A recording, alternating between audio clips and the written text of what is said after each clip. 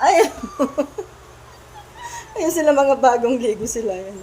Nagsiakyata sila sa taas pagkatapos. Tapos ayun dalawa. Ano? Gandaran? Sino to si Ukong? Sino to si Unang? Eh, dito si Unang! Asa si Maldita? Asa si kakatuwa? Andun sila sa taas, nag-aaway-aaway. Katatapos silang naligo. Nagsakyatan sila. Ayun, nasa taas sila. Hello? Hello po.